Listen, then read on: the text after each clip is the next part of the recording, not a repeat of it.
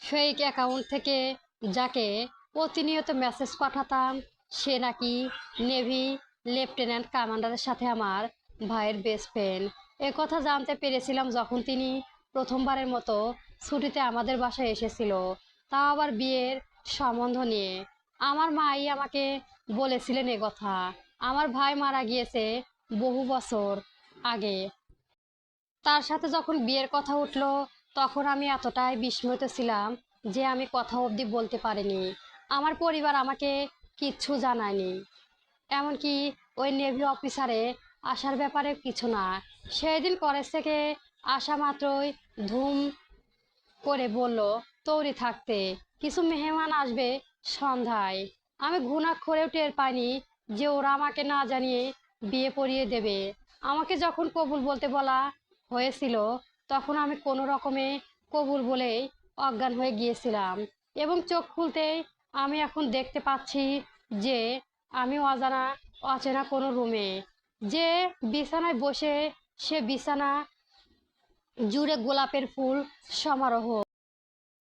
আমার আর বুঝতে বাকি রইল না যে এটা আমার শ্বশুর বাড়ি। এখন আমার ভয় হচ্ছে উনি কি সবকিছু বুঝে গিয়েছেন নাকি? তাহলে তো আমার জীবন নরক বানিয়েই ছাড়বে উনি। কেবল মজার ছলে ওনাকে মেসেজ করেছিলাম শুরুতে, কিন্তু কখন যে মনের আদান প্রদান হয়ে গেল বুঝে উঠতেই পারলাম না। ভাইয়ের বেস্ট ফ্রেন্ড জানলে কখনোই করতাম না এমন। বোঝা অবশ্য কথা নয়, ওটা তো ফেক অ্যাকাউন্ট ছিল। আমার এসব ভাবার মাঝে দরজায় খট করে এক শব্দ হলো। কেউ খিদে লাগাচ্ছে বুঝে আমি পরখ করলাম দরজার পাশে। পেছন থেকে লম্বা চওড়া এক পিঠ, আমার থেকে কত বড় হবে উনি আন্দাজেও এলো না। দেখতে সুঠাম দেই অবশ্য হওয়ারই কথা। ডিফেন্স জব, ছবি থেকে বাস্তবকে যেন অন্য অন্য দেখতে। এতটাই সুন্দর যে আমি কিছুক্ষণ স্তব্ধ হয়ে খেয়ে রইলাম। উনি খিল দিয়ে সামনে ফিরতে আমার অজ্ঞান হবার জোগাড় হলো। ওনার কোলে প্রায় 3 বছরের একটা বাচ্চা ঘুমিয়ে রয়েছে, মুখটা বড্ড আদুরে। তিনি ধীরে ধীরে এগিয়ে আসছে। আমি তখনও অন্য এক ঘোরে। হঠাৎ উনি আমার সামনে এসে গমগমে পুরুষারের স্বরে বলল, হাই মিসেস বনলতা। আমি চমকে উঠলাম। এটাই তো আমার ফেক আইডির নাম ছিল।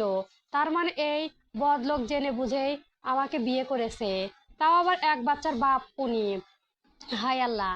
আমার গলা দিয়ে কথা বেরোলো না। উনার তরফ থেকে আরো কিছু শব্দ ভেসে এলো। তা মিস প্রভা, বলেছিলাম না এই ছুটিতে এসে আপনাকে বিয়ে করব। আমি কিন্তু আমার কথা রেখেছি। আমি রেগে গেলাম। এমন নয় যে আমার ওনাকে খুব অপছন্দ, কিন্তু তাই বলে বিবাহিত একজনকে কি করে আমি বিয়ে করতে পারি?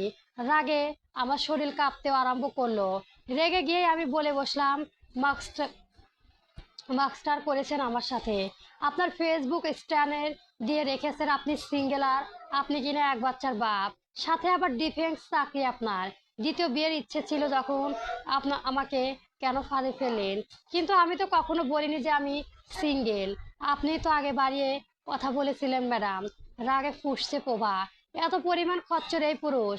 রাগে দাঁত পিষে জবাব দিল, কালকে ডিভোর্স ফাইল করব আমি। এত বড় নেভি অফিসার হলেও আপনার ব্যক্তিত্ব দেখে আমি ভীষণ অপ্রুভ মিস আহনিক দেওয়ান আদি। কল মি অনলি আদি ওয়াইফ। ওয়াইফ ইন প্রভাকে কি মজা পেয়েছো এই লোক নাকি খেলনা? প্রভা এবার ধূপ করে উঠে পড়লো বিছানার হাতে সামনাসামনি দাঁড়িয়ে গোলো অবধি হুশ খুলে বলে বসলো, what the hell you problem is her. আমাকে কি আপনার খেলনা পেয়েছেন? প্রথম ওয়াইফ কোথায় আপনার? আদিপ নিঃশব্দে মৃদু হাসে। কোলে শুয়ে আছে রাশি। প্রভা চেঁচামেচিতে হালকা কেঁপে উঠলো বাচ্চাটা। তা দেখে আদি সাধাধনী স্বরে আড়ালো, স্লো ডাউন সুইটহার্ট। প্রভা কিছু বলার আগেই আদি গিয়ে রিশাদকে শুয়ে দিয়ে বিছানায়। বাচ্চা শুয়ে প্রভার সামনাসামনি এসে দাঁড়ালো। প্রভা ফর্সা নাকের ডগা তখন ফুলে কেঁপে উঠেছে। আমি বুকে হাত গুজে তার চিরচিত কঠোর ভঙ্গিমায় দাঁড়ালাম। হাসকি স্বরে বললাম, নাও কন্টিনিউ ওয়াইফ। প্রভা আঙুল উঁচিয়ে বলে, আমাকে এক্ষুনি আপনার প্রথম স্ত্রীর কাছে নিয়ে যান। আদি এক ভ্রু উঁচিয়ে শোধালো, ওনারা সি হাই। প্রভা কঠোর দৃষ্টিতে তাকালো। আদি প্রভার সে কঠোর দৃষ্টি প্রাণে চেয়ে থেকে আওড়ালো, ওকে I'm gonna show her, you know. She is that ever prettiest girl I have no scene. প্রভা একটা শুনে ও তোতে গেল, বা নেভিদের স্বর বুঝি এমন ভারো ভাতারি রকমের হয়। সামনে সেকেন্ড ওয়াইফ রেখে ফার্স্ট ওয়াইফের প্রশংসা, ওয়াও! অনেকে যখন এতই ভালোবাসে তখন আমাকে বিয়ে করলেন কেন? আদি কিছু না বলে প্রভার এক হাত ধরে টেনে নিয়ে গেল। যেতে যেতে বলল, কাজ আই লাভ ইউ। আদি প্রভাবকে নিয়ে নিজের কক্ষে থাকা বড় আয়নাটির সামনে গেল, নিজের বলিষ্ঠ দেহের সামনে দাঁড় করালো প্রভা ছোটখাটো দেহখানা। প্রভা পানে ঘোরা লাগা দৃষ্টি চেয়ে কানের কাছে ফিসফিসে বলো, she high carefully, she is that reason of why only then believe in love, and she is that first woman who's an in my wife for that is first time. প্রভা চমকে উঠলো।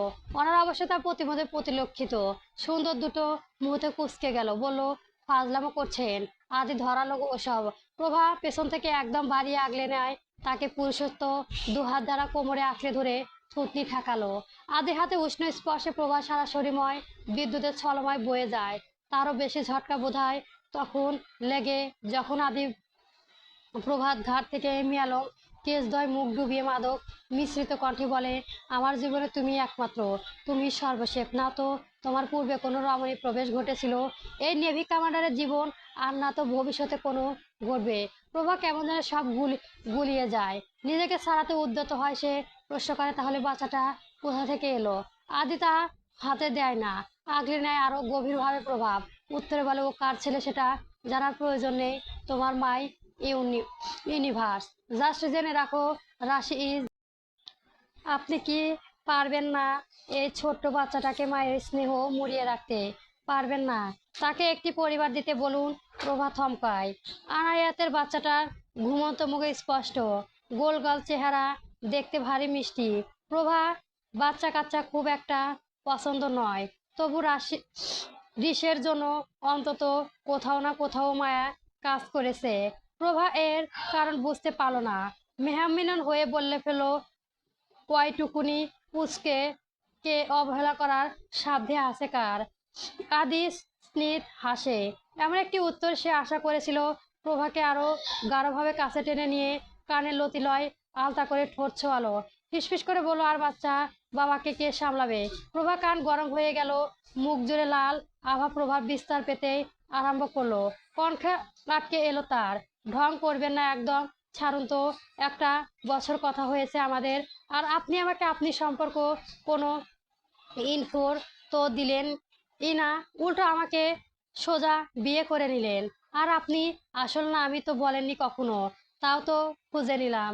খুঁজে পেতে তো হতোই ম্যাডাম আমার, দুনিয়া যার মাঝে তাকে খুঁজে না পেলে আমার ধ্বংস অনিবার্য। কোথায় ছিল না? প্রভা হাসে বলে, প্রেমিক পুরুষ থেকে সোজা husband, not so bad, I know I am good.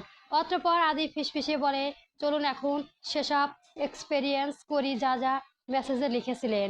কি তপ দেখে মুহূর্তে দূরে এলো প্রভা। আদি শব্দ করে হাসলো। প্রভা মনে পড়ে গেল শুরুতে যখন কত শত আজে বাজে মেসেজ করে সে জ্বালিয়েছে আদিকে। আদি হাসি থামিয়ে হাত এগিয়ে দিল, রহস্যাক্ত ভঙ্গিতে বলো, মাইন্ড বুঝিয়ে এলো ভালো আপনারা। ওকে আনি দেওয়া নিজের ওয়াইফের এই ইচ্ছে খুব শীঘ্রই পূর্ণ করবে। প্রথমে না হয় নামাজটা আদায় করে নেওয়া যাক। প্রভা লজ্জায় পায় ভীষণ, মুখটা বেজায় হয়ে ওঠে তার। আদি হাতে হাত রাখতে রাখতে প্রশ্ন করে বসে আনমনে, এই হাত সামনে রাখতে পারবে তো আদৌ নেভি অত বড় অফিসার, নাকি সমুদ্রের নোনা জলে ভেসে যাবে তার সকল ভালোবাসা? আদি তখন মুগ্ধ চোখে চেয়ে রায় প্রভার প্রাণে। দুজনে চোখাচোখি হয়। প্রভা নরম নিজের শক্তপোক্ত হাতে ভাঁজে পুড়ে নিয়ে ধিমি কণ্ঠে আড়ালো, আপনার হাতটা একবার রেখে দেখুন না মিসেস দেওয়ান। আনহিস দেওয়ানের দুনিয়ায় আপনি আপনার দুনিয়ার সকল রং ধুনিতে রাঙিয়ে রাখতেই নেভি এই লেফটেন্যান্ট কমান্ডার প্রয়োজনে মাঝ সমুদ্রে ঢেউ নেয় হিংস্র হবে, তবুও তার হাত কখনো আপনার হাতকে অবজ্ঞা করবে না। এ পর্যায়ে প্রভা আচ্ছাদিত হয়, এই লোক তাকে এত ভালোবাসে। সুখের জল ঢেউ খেলে যায় তার চোখে। আদি হাতখানা মুঠোয় করে ধরে সে, তা অনুভব করে আদি থমকায়, গম্ভীর শ্বাস নেয়, কাঁদো কাঁদো হয়ে আসে স্বর, চোখে পানি রেখা দৃশ্যমান হয়। টলমল রক্তভর চোখে প্রভা প্রাণে চেয়ে আড়ালো মিস প্রভা সওদাগর, নেভি এই অধম লেফটেন্যান্ট কমান্ডার মিস্টার আরহিনিস দেওয়ান আদিরও চিরদিনের বউ হবে। মাসে মাত্র 1,20,000 টাকার বেতন আর সরকারের পক্ষ থেকে কিছু চাল ডাল ছাড়া আমার কাছে কিন্তু আহামরি কিছুই নেই। কি ম্যাডাম, হবে তো? প্রভা হেসে ফেলে। হেসে মাথা নেয় আদির কাছে মেনে। মনে হয় এই তো। তার মাসের পর মাস সমুদ্রে নোনা জলে না থেকে বাড়ি ফেরার একটি তাড়না এলো জীবনে। তা আর না প্রভা, যার অর্থই আলো। প্রভা তরফ থেকে জবাব আসে মিহিস্বরে, কবুল বলে ফেলেছি অফিসার, এখন আর কিছু হাঁটার উপায় নেই। পেছন থেকে তখন আদো আদো বুলিতে ঘুমান্ত এক বাচ্চার কণ্ঠ ভেসে আসে পাপ্পা। রাশি ঘুম থেকে উঠে পড়েছে। রাশির রিসের প্রাণে তাকিয়ে দুজনে হাসে। অতঃপর একে অপরের দিকে চেয়ে প্রথম আদি আওড়ালো, ফর ফর ফরএভার। অতঃপর প্রভাও হেসে একটি সুরে উত্তর দিল, ফর ফরএভার। পরক্ষণই দুজনে একত্রে এগিয়ে যায় রিসের প্রাণে। গল্পটি কেমন হয়েছে অবশ্যই কমেন্ট বক্সে জানাবেন। গল্প নক্ষত্রের প্রতিলিপি।